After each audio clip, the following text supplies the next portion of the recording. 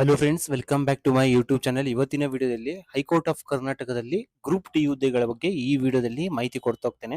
ನೀವೇನಾದ್ರೂ ಹೊಸಬರಾಗಿದ್ರೆ ನಮ್ಮ ಚಾನಲ್ನ ಲೈಕ್ ಮಾಡಿ, ಶೇರ್ ಮಾಡಿ, ಸಬ್ಸ್ಕ್ರೈಬ್ ಮಾಡಿ. ಹಾಗಾದ್ರೆ ಯಾವೆಲ್ಲ ಹುದ್ದೆಗಳು ಖಾಲಿ ಇದಾವೆ ಅಂತ ಈ ವಿಡಿಯೋದಲ್ಲಿ ಮಾಹಿತಿ ಕೊಡ್ತಾ ಹೋಗ್ತೇನೆ.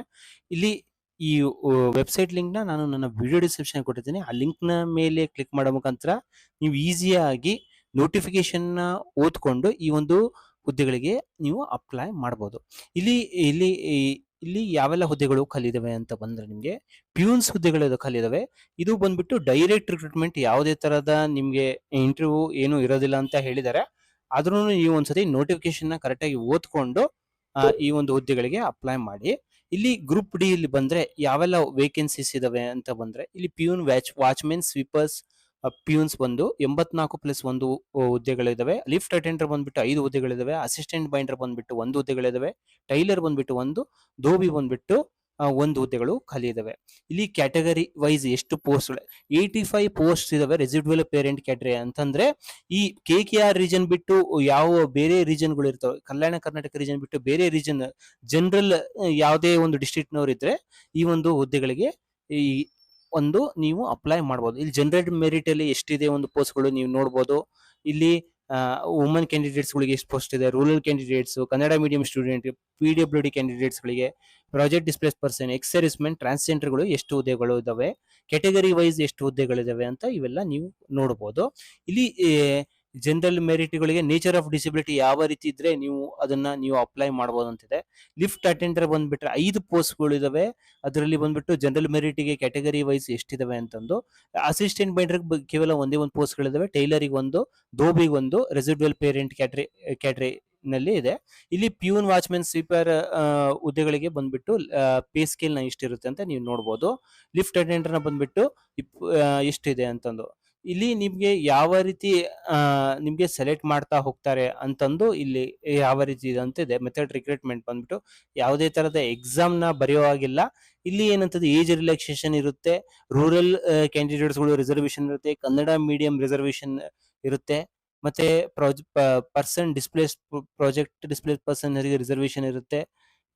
ಇವರಿಗೆಲ್ಲ ಹುದ್ದೆ ಒಂದು ರಿಸರ್ವೇಶನ್ ಇರುತ್ತಾ ಹೋಗುತ್ತೆ. ಎಲಿಜಿಬಿಲಿಟಿ ಕ್ರೈಟೀರಿಯಾ ಬಂದೆ ಪ್ಯೂನ್, ವಾಚ್ಮೆನ್, ಸ್ವೀಪರ್ಸ್ ಬಂದ್ಬಿಟ್ಟು 10th ಪಾಸ್ ಆಗಿರ್ಬೇಕಾಗತ್ತೆ. ಲಿಫ್ಟ್ ಅಟೆಂಡರ್ ಬಂದ್ಬಿಟ್ಟು 10th ಪಾಸ್ ಆಗಿರ್ಬೇಕಾಗತ್ತೆ. ಲಿಫ್ಟ್ ನ ಆಪರೇಟ್ ಮಾಡ್ಲಿಕ್ಕೆ ಬರ್ತಿರ್ಬೇಕಾಗತ್ತೆ. ಅದೇ ತರ ಅಸಿಸ್ಟೆಂಟ್ ಬೈಂಡರ್ ಬಂದ್ಬಿಟ್ಟು ಒಂದು ಬೈಂಡಿಂಗ್ ಮಾಡ್ತಕ್ಕಂಥ ವರ್ಕ್ ಎಕ್ಸ್ಪೀರಿಯನ್ಸ್ ಇರ್ಬೇಕಾಗತ್ತೆ. ಟೈಲರ್ ನ ಬಂದ್ಬಿಟ್ಟು 10th ಪಾಸ್ ಮಾಡಿರ್ಬೇಕಾಗತ್ತೆ. ಟೈಲರಿಂಗ್ ವರ್ಕ್ ಒಂದು 3 ವರ್ಷಗಳ ಕಾಲ ಅನುಭವ ಇರಬೇಕಾಗತ್ತೆ. ಅಸಿಸ್ಟೆಂಟ್ ಬೈಂಡರ್ ಬಂದ್ಬಿಟ್ಟು 2 ವರ್ಷಗಳ ಕಾಲ ಮಿನಿಮಮ್ ಒಂದು ಎಕ್ಸ್ಪೀರಿಯನ್ಸ್ ಇರಬೇಕಾಗುತ್ತೆ. ಇಲ್ಲಿ ಏಜ್ ಲಿಮಿಟ್ ನ ಬಂದ್ರೆ ಜನರಲ್ ಮೆರಿಟ್ ಗೆ 40 ವರ್ಷ ಏಜ್ ರಿಲ್ಯಾಕ್ಸೇಷನ್ ಇರುತ್ತೆ. ಹಾಗೆ ತರ category 2A, 2B, 3A, 3B ಬಂದ್ಬಿಟ್ಟು 43 ಇಯರ್ಸ್ ತನಕ ಅಪ್ಲೈ ಮಾಡಬಹುದು. SC ST ನ ಬಂದ್ಬಿಟ್ರೆ 45 ವರ್ಷ ತನಕ ಇಲ್ಲಿ ಅಪ್ಲೈ ಮಾಡಬಹುದು. ಇಲ್ಲಿ ಫೀನ ಬಂದ್ರೆ ಜನರಲ್ ಮೆರಿಟ್ ನವರಿಗೆ 200 ರೂಪಾಯಿ ಫೀನ ಪೇಮೆಂಟ್ ಮಾಡಬೇಕಾಗುತ್ತೆ. Category 2A, 2B, 3A, 3B ನವರಿಗೆ ಬಂದ್ರೆ 200 ರೂಪಾಯಿ ಫೀನ ಪೇಮೆಂಟ್ ಮಾಡಬೇಕಾಗುತ್ತೆ. SC ST ನವರಿಗೆ, OBC ಕ್ಯಾಟಗರಿ 1 ನವರಿಗೆ 100 ರೂಪಾಯಿ ಫೀನ ಪೇಮೆಂಟ್ ಮಾಡಬೇಕಾಗುತ್ತೆ. ಈ ಒಂದು ಹುದ್ದೆಗಳಿಗೆ ನೀವು ಆನ್ಲೈನ್ ಅಪ್ಲಿಕೇಶನ್ ಬಂದ್ಬಿಟ್ಟು ಲಾಸ್ಟ್ ಡೇಟ್ ನ ಬಂದ್ಬಿಟ್ಟು 21 ಮೇ 2026 ಒಳಗಡೆ ಅಪ್ಲೈ ಮಾಡಬೇಕಾಗುತ್ತೆ. 22ರಿಂದ ಪ್ರಾರಂಭವಾಗಿದೆ. ವೆಬ್ಸೈಟ್ ಬಂದ್ರೆ ಈ ತರ ಲಿಂಕ್ ತೋರಿಸ್ತಾ ಹೋಗುತ್ತೆ. ಇಲ್ಲಿ ನೋಡ್ರಿ, ಗ್ರೂಪ್ ಡಿ ಗೆ ಒಂಥರ ಅಪ್ಲೈ ಮಾಡೋದು ಒಂದು ಲಿಂಕ್ ಇದೆ. ಅದೇ ತರ ಲಿಫ್ಟ್ ಅಟೆಂಡರ್ಸ್ ಗೆ ಒಂದು ಸಪರೇಟ್ ಅಪ್ಲೈ ಮಾಡಬಹುದು. ಇಲ್ಲಿ ಅಸಿಸ್ಟೆಂಟ್ ಬೈಂಡರ್ ಗೆ ಬೇರೆ ತರ ಅಪ್ಲೈ ಮಾಡಬೇಕಾಗತ್ತೆ. ಅದೇ ತರ ಟೈಲರ್ ಗ್ರೂಪ್ ಗೆ ಬಂದ್ರೆ ಈ ತರ ಇಲ್ಲಿ ಇದೆ. ಇಲ್ಲಿ instructions out of line online ಅಂತಿದೆ. ಇಲ್ಲಿ ಅಪ್ಲೈ ಮಾಡ್ಬೇಕಂತಂದ್ರೆ ಇಲ್ಲಿ ಟೈಲರ್ಗೆ ಅಪ್ಲೈ ಮಾಡ್ಬೇಕಂದ್ರೆ ಇಲ್ಲಿ ಕ್ಲಿಕ್ ಮಾಡ್ಬೇಕಾಗತ್ತೆ. ಅಸಿಸ್ಟೆಂಟ್ ಬೈಂಡರ್ ಕ್ಲಿಕ್ ಮಾಡ್ಬೇಕಂದ್ರೆ ಅಪ್ಲೈ ಮಾಡ್ಬೇಕಂದ್ರೆ ಇಲ್ಲಿ ಕ್ಲಿಕ್ ಮಾಡ್ಬೇಕಾಗತ್ತೆ. ಲಿಫ್ಟ್ ಅಟೆಂಡರ್ ಒಂದು 5 ಪೋಸ್ಟ್ಗಳಿದಾವೆ, ಅದನ್ನ ಇಲ್ಲಿ ಕ್ಲಿಕ್ ಮಾಡ್ಬೇಕಾಗತ್ತೆ. ಅದೇ ತರ ನಾನು ಜನರಲ್ ಆಗಿ ಗ್ರೂಪ್ ಡಿ ಪೋಸ್ಟ್ಗಳಿಗೆ ಅಪ್ಲೈ ಮಾಡೋದು ಹೇಗೆ ಅಂತ ಹೇಳ್ತಾ ಹೋಗ್ತೇನೆ. ಇಲ್ಲಿ 85 post of group D apply, click here ಅಂತ ಇದೆ. ಇದ್ರ ಮೇಲೆ ಕ್ಲಿಕ್ ಮಾಡ್ಬೇಕಾಗತ್ತೆ. ಈ ತರ ಓಪನ್ ಆಗ್ತಾ ಹೋಗುತ್ತೆ ನಿಮ್ಗೆ. ಇಲ್ಲಿ ನೀವು ಮತ್ತೊಂದ್ಸತಿ ಇಲ್ಲಿ ಏಜ್ ಲಿಮಿಟ್ ನ, ಕ್ವಾಲಿಫಿಕೇಶನ್ ನ ಏನು, ಪಾಸ್ಪೋರ್ಟ್ ಸೈಜ್ ಫೋಟೋ ಒಂದು ಡೈಮೆನ್ಷನ್ ನ, ಸಿಗ್ನೇಚರ್ ನ ಒಂದು ಡೈಮೆನ್ಷನ್ ನ ನೀವು ನೋಡ್ಕೋಬೇಕಾಗತ್ತೆ. ಇಲ್ಲಿ ಏನೇನೆಲ್ಲ ಡಾಕ್ಯುಮೆಂಟ್ಸ್, SSLC ಮಾರ್ಕ್ಸ್ ಕಾರ್ಡ್ ಬೇಕಾಗುತ್ತೆ, ಕ್ಯಾಸ್ಟ್ ಸರ್ಟಿಫಿಕೇಟ್ ಬೇಕಾಗುತ್ತೆ. ರಿಸರ್ವೇಶನ್ 21/5/2026 ಮೇ 21/5/2026 ಒಳಗಡೆ ನೀವು ಪೇಮೆಂಟ್ ನ ಮಾಡ್ಬೇಕಾಗತ್ತೆ. ಇಲ್ಲಿ ಎಲ್ಲ ನೀವು ಕರೆಕ್ಟ್ ಆಗಿ ಓದ್ಕೊಂಡಾದ ತಕ್ಷಣ ಇಲ್ಲಿ ಆನ್ಲೈನ್ ಅಪ್ಲಿಕೇಶನ್ ಅಂತಿದೆ, ಇದ್ರ ಮೇಲೆ ಕ್ಲಿಕ್ ಮಾಡ್ಬೇಕಾಗತ್ತೆ. ಇಲ್ಲೆಲ್ಲ ಚೆಕ್ ಬಾಕ್ಸ್ ಮೇಲೆ ಟಿಕ್ ಮಾಡಿ ಇಲ್ಲಿ ಅಪ್ಲೈ ಅಂತ ಇಲ್ಲಿ ಕ್ಲಿಕ್ ಮಾಡ್ಬೇಕಾಗತ್ತೆ. ಇಲ್ಲಿ ನೋಡ್ರಿ, ಗ್ರೂಪ್ ಡಿ ಅಪ್ಲೈ ಮಾಡ್ತಿದ್ದೀರಿ ಅಂತಂದ್ರೆ ಇಲ್ಲಿ ಈ ತರ ಬರ್ತಾ ಹೋಗುತ್ತೆ. ಅದೇ ತರ ನೀವು ಇಲ್ಲಿ ಮತ್ತೆ ಹಿಂದೆ ಬಂದ್ರೆ ಇಲ್ಲಿ ಲಿಫ್ಟ್ ಅಟೆಂಡರ್ಸ್ ಗೆ ನೀವು ಅಪ್ಲೈ ಮಾಡ್ತಿದ್ದೀರಾ ಅಂತಂದ್ರೆ ಇಲ್ಲಿ ಇಲ್ಲಿ ಕ್ಲಿಕ್ ಮಾಡಿದಾಗ ಅವರಿಗೆ ಯಾವ ರೀತಿ ಬರ್ತಾ ಹೋಗುತ್ತೆ ಅಂತ ಹೇಳ್ತಾ ಹೋಗ್ತೇನೆ. ಇಲ್ಲಿ ಆನ್ಲೈನ್ ಅಪ್ಲಿಕೇಶನ್ ಇದೆ, ಇದ್ರ ಮೇಲೆ ಕ್ಲಿಕ್ ಮಾಡಿದ್ರೆ ಇಲ್ಲಿ ಚೆಕ್ ಬಾಕ್ಸ್ ಮೇಲೆ ಕ್ಲಿಕ್ ಮಾಡಿದ್ರೆ ಯಾವ ಒಂದು ಇದಕ್ಕೆ ಕ್ಲಿಕ್ ಮಾಡ್ತೀರಾ ಇಲ್ಲಿ ಸೆಲೆಕ್ಟ್ ಪೋಸ್ಟ್ ಅಂತ ಬರುತ್ತೆ. ಇಲ್ಲಿ ಬರ್ತಾ ಹೋಗುತ್ತೆ. ಲಿಫ್ಟ್ ಅಟೆಂಡರ್ಗೆ ಒಂದು ಲಿಂಕ್ ಇದೆ, ಅಸಿಸ್ಟೆಂಟ್ ಬೈಂಡರ್ಗೆ ಒಂದು ಲಿಂಕ್ ಇದೆ, ಟೈಲರಿಗೆ ಒಂದು ಲಿಂಕ್ ಇದೆ. ಅದೇ ತರ ಜನರಲ್ ಗ್ರೂಪ್ ಡಿಗೆ ನೀವು ಅಪ್ಲೈ ಮಾಡ್ತಿದ್ದೀರಾ ಅಂತ ಬಂದ್ರೆ ಇಲ್ಲಿ ಈ ತರ ಬರ್ತಾ ಹೋಗುತ್ತೆ. Group D under residual parent candidate. Residual parent candidate is nothing but ಏನಂತಂದ್ರೆ KKR ರೀಜನ್ ಬಿಟ್ಟು ಯಾವೊಂದು ಬೇರೆ ಜನರಲ್ ನವರು ಅಪ್ಲೈ ಮಾಡ್ತಾರಲ್ಲ ಇದು ಒಂದು ರೆಸಿಡ್ಯುವಲ್ ಪೇರೆಂಟ್ ಕ್ಯಾಟರಿ ಅಂತ ಬರ್ತಾ ಹೋಗುತ್ತೆ. SSLC ಮಾರ್ಕ್ಸ್ ಕಾರ್ಡ್ ಪ್ರಕಾರ ಫುಲ್ ನೇಮ್ ನ ತುಂಬಬೇಕಾಗತ್ತೆ. ಇಲ್ಲಿ ನೇಮ್ ಆಫ್ ದ ಫಾದರ್ ನ ನೇಮ್ ನ ತುಂಬಬೇಕಾಗತ್ತೆ, ಒಂದ್ಸತಿ ಮದರ್ ನೇಮ್ ನ ತುಂಬಬೇಕಾಗತ್ತೆ. ಇಲ್ಲಿ ಮೇಲ್ ಆಫ್ ಫಿಮೇಲ್ ಅಂತ ಇಲ್ಲಿ ಸೆಲೆಕ್ಟ್ ಮಾಡ್ಬೇಕಾಗತ್ತೆ. SSLC ಮಾರ್ಕ್ಸ್ ಕಾರ್ಡ್ ಪ್ರಕಾರ ಡೇಟ್ ಆಫ್ ಬರ್ತ್ ನ ನೀವು ಇಲ್ಲಿ ಡೇಟ್ ಆಫ್ ಬರ್ತ್ ನ ತುಂಬಿದ್ರೆ ನಿಮ್ಮ ಎಷ್ಟು ವರ್ಷ ಆಗಿದೆ ಅಂತ ಇಲ್ಲಿ ತೋರಿಸ್ತಾ ಹೋಗುತ್ತೆ. ನೀವು ಕ್ಯಾಟಗರಿ ಯಾವುದು, ಜನರಲ್ ಮೆರಿಟ್ ನವರ, SC ನವರ, ST ನವರ, ಕ್ಯಾಟಗರಿ 1 ಯಾವ್ದು ಅಂತ ಇಲ್ಲಿ ಸೆಲೆಕ್ಟ್ ಮಾಡ್ಬೇಕಾಗತ್ತೆ. ಇಲ್ಲಿ ಯಾವ್ದೊಂದು ಸೆಲೆಕ್ಟ್ ಮಾಡಿ ಸರ್ಟಿಫಿಕೇಟ್ ನಂಬರ್ ನ, category certificate number RD number ಏನಂತೆ ಯಾವ ಒಂದು ಡೇಟ್ ಅಲ್ಲಿ ಇಶ್ಯೂ ಆಗಿದೆ ಅಂತಂದು. ರಿಸರ್ವೇಶನ್ ರೂರಲ್ ಸರ್ಟಿಫಿಕೇಟ್ ಇದ್ರೆ ರೂರಲ್ ಅಂತ ಟಿಕ್ ಮಾಡಿ ಆ ಸರ್ಟಿಫಿಕೇಟ್ ಇಶ್ಯೂ ಆಗಿರ್ತಕ್ಕಂಥ ಡೇಟ್ ಹಾಕ್ಬೇಕಾಗತ್ತೆ. ಬೆಂಚ್ ಮಾರ್ಕ್ ಡಿಸಬಿಲಿಟಿ ಅಂದ್ರೆ PWD ಕ್ಯಾಂಡಿಡೇಟ್ ಯಾವ ಒಂದು ಡೇಟ್ ಅಲ್ಲಿ ಇಶ್ಯೂ ಆಗಿದೆ ಅಂತಂದು. ನೇಚರ್ ಆಫ್ ಡಿಸಬಿಲಿಟಿ ಯಾವ ಒಂದು ಡಿಸಬಿಲಿಟಿ ಇದೆ ಅಂತ ಇಲ್ಲಿ ಸೆಲೆಕ್ಟ್. ಕನ್ನಡ ಮೀಡಿಯಂ ಸರ್ಟಿಫಿಕೇಟ್ ಇದ್ರೆ ಆ ಡೇಟ್ ಆಫ್ ಸರ್ಟಿಫಿಕೇಟ್ ಯಾವ ಒಂದು ಡೇಟ್ ಅಲ್ಲಿ ಅಪ್ಲೈ ಮಾಡಿ. ಪ್ರಾಜೆಕ್ಟ್ ಡಿಸ್ಪ್ಲೇಸ್ ಪರ್ಸನ್ ಇದ್ರೆ ಅವ ಒಂದು ಸರ್ಟಿಫಿಕೇಟ್ ಇತ್ತಂದ್ರೆ ಯೋಜನಾ ನಿರಾಶ್ರಿತ ಅಭ್ಯರ್ಥಿ ಅಂತ ಏನ್ ಹೇಳ್ತೀವಿ ಅದನ್ನ ಅವನ ಸರ್ಟಿಫಿಕೇಟ್ ಇರುತ್ತೆ ಅದನ್ನ ನಂಬರ್. ಎಕ್ಸ್ ಸರ್ವಿಸ್ ಮ್ಯಾನ್ ಇದ್ರೆ ಅದನ್ನ ನಂಬರ್ ಎಷ್ಟು ವರ್ಷ ಮಾಡಿದೀರಾ, ಡಿಸ್ಚಾರ್ಜ್ ಬುಕ್ ರಿಜಿಸ್ಟ್ರೇಷನ್ ಡೇಟ್ ನ ಇಲ್ಲಿ ಹಾಕು. ಮ್ಯಾರಿಡ್ ಸ್ಟೇ ನೀವು ಮ್ಯಾರಿಡ್ ಇದ್ರೆ ಇಲ್ಲಿ ಜುಡಿಸ್ ಸಪರೇಟ್ ಸಿಂಗಲ್ ಏನಿದೆ ಅಂತಂದು ಇಲ್ಲಿ ಸೆಲೆಕ್ಟ್ ಮಾಡ್ಬೇಕು. ಅನ್ಮ್ಯಾರಿಡ್ ಇದ್ರೆ ಅನ್ಮ್ಯಾರಿಡ್ ಅಂತ ಸೆಲೆಕ್ಟ್ ಮಾಡಿ. ಮ್ಯಾರಿಡ್ ಇದ್ರೆ ಯಾವ ಒಂದು ಆಪ್ಷನ್ ಇದೆ ಅಂತಂದು ಇಲ್ಲಿ ಮ್ಯಾರಿಡ್ ಇದ್ರೆ ಒಂದು ಸ್ಪೌಸ್ ನೇಮ್ ನ ಹಾಕ್ಬೇಕತ್ತೆ. ಸಿಟಿಸನ್ ನ ಇಂಡಿಯನ್ ಅನ್ನೋರೇ ಅಪ್ಲೈ ಮಾಡಬಹುದು. ಇಲ್ಲಿ ಮತ್ತೊಂದ್ಸತಿ ಟೈಪ್ ಮಾಡ್ಬೇಕತ್ತೆ. ಇಲ್ಲಿ name of the last studied college ಯಾವುದು, ಸ್ಕೂಲ್ ಕಾಲೇಜ್ ನ ಒಂದು ಹೆಸರನ್ನ ಇಲ್ಲಿ ಟೈಪ್ ಮಾಡ್ಬೇಕತ್ತೆ. ಕ್ವಾಲಿಫಿಕೇಶನ್ ಬಂದ್ಬಿಟ್ಟು ನೀವು ಹಾಕ್ಬೇಕತ್ತೆ. ಯಾವೊಂದು ಇಯರ್ ಆಫ್ ಪಾಸಿಂಗ್ ನಲ್ಲಿ ಯಾವ ಒಂದು ವರ್ಷದಲ್ಲಿ ಪಾಸ್ ಆಗಿದ್ದೀರಾ, ಯಾವೊಂದು ಸ್ಕೂಲ್ ಲಾಸ್ಟ್ ಸ್ಟಡಿ ಮಾಡಿದೀರಾ ಅಥವಾ ಲಾಸ್ಟ್ ಕಾಲೇಜ್ ಯಾವ್ದು ಸ್ಟಡಿ ಮಾಡಿದೀರಾ ಅಂತ ಇಲ್ಲಿ ಹಾಕ್ಬೇಕಾಗುತ್ತೆ. ಪ್ರೆಸೆಂಟ್ ಅಡ್ರೆಸ್ ನ, ಡೋರ್ ನಂಬರ್ ನ, ಏರಿಯಾನ, ಸ್ಟೇಟ್ ನ, ಡಿಸ್ಟ್ರಿಕ್ಟ್ ನ, ತಾಲೂಕ್ ನ ಇಲ್ಲಿ ಕರೆಕ್ಟ್ ಆಗಿ ನೀವು ಸೆಲೆಕ್ಟ್ ಮಾಡ್ಬೇಕಾಗತ್ತೆ. ಇಲ್ಲಿ ಕರ್ನಾಟಕ ಬಿಟ್ಟು ಬೇರೆ ಡಿಸ್ಟ್ರಿಕ್ಟ್ ಇದ್ರೆ ಅದನ್ನ ಇಲ್ಲಿ ಹಾಕ್ಬೇಕಾಗತ್ತೆ.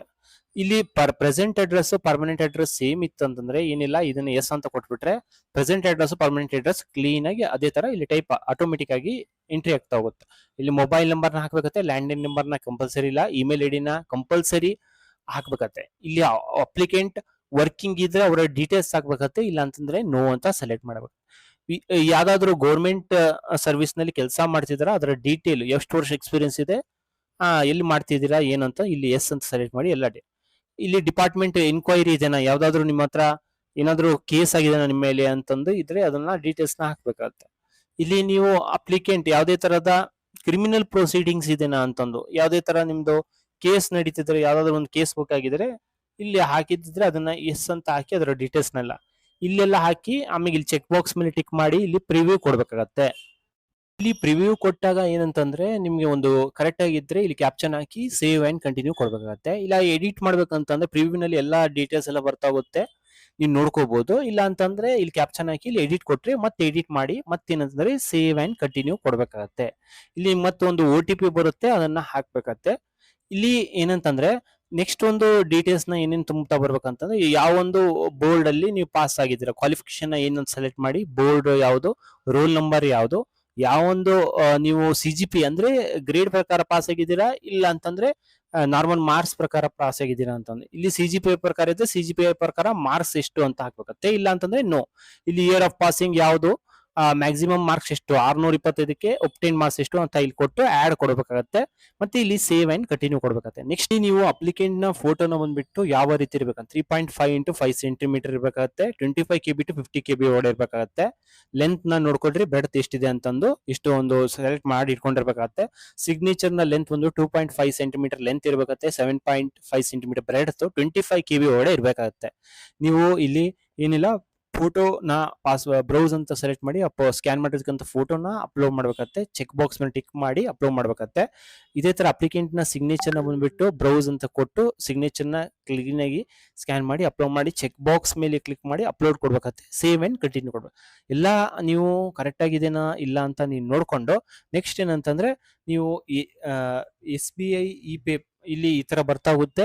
ಇಲ್ಲಿ ಏನಂತಂದ್ರೆ ನೆಕ್ಸ್ಟ್ ಒಂದು ಫೀಲ್ಡ್ ಅಲ್ಲಿ ಪೇಮೆಂಟ್ ಮಾಡೋದು. ಇಲ್ಲಿ ಚೆಕ್ ಬಾಕ್ಸ್ ಮೇಲೆ ಟಿಕ್ ಮಾಡಿ ಕ್ಲಿಕ್ ಟು SBI ಇ-ಪೇ ಅಂತ ಇದೆ. ಮತ್ತೊಂದು ಏನಂತಂದ್ರೆ ಇಲ್ಲಿ ಚೆಕ್ ಬಾಕ್ಸ್ ಮೇಲೆ ಕ್ಲಿಕ್ ಮಾಡಿ ವೆರಿಫೈ ಇ-ಪೇ ಅಂತ ಸೇವ್ ಅಂಡ್ ಕಂಟಿನ್ಯೂ ಕೊಟ್ಟರೆ ಒಂದು ನಿಮ್ಮ ಪೇಮೆಂಟ್ ಮಾಡೋ ಒಂದು ಆಪ್ಷನ್ಸ್ ಬರ್ತಾ ಹೋಗುತ್ತೆ.